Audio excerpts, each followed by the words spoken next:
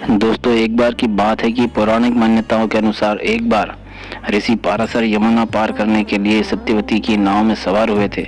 जैसा कि हम सभी जानते हैं कि सत्यवती नाव चलाने का काम किया करती थी। नाव को सत्यवती चला रही थी। उसके रूप को देखकर ऋषि मोहित हो गए। ऋषि पाराशर ने सत्यवती के सामने सहवास का प्रस्ताव रखा। सत्यवती महाभारत की एक प्रमुख पात्र थी। जब सत्यवती के सामने ऋषि पाराशर ने सहवास का प्रस्ताव रखा, तब सत्यवती ने कहा कि मुनिवर, आप ब्रह्मज्ञानी हैं और मैं एक निषाद कन्या, हमारा सहवास संभव नहीं है। मैं कुमारी हूँ, मेरे पिता क्या कहेंगे। पाराशर मुनि बोले कि बालिके, तुम चिंता मत करो, प्रसूति होने पर भी तुम कुमारी ही रहोगी। पाराशर ने फिर से मांग की तो सत्यवती बोली कि मेरे शरीर से मछली की दुर्गंध भी निकलती है।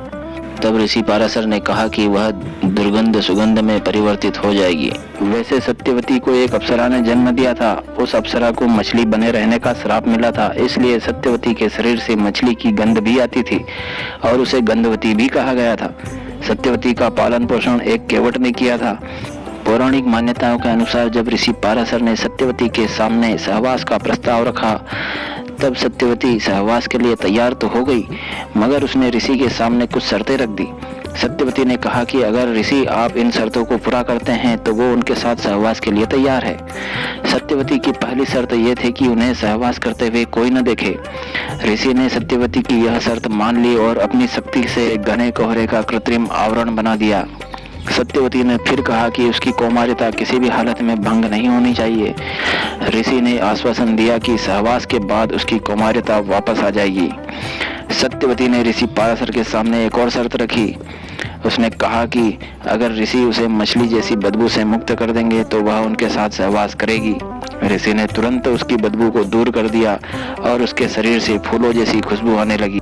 इस तरह ऋषि पाराशर और सत्यवती के बीच सहवास हुआ।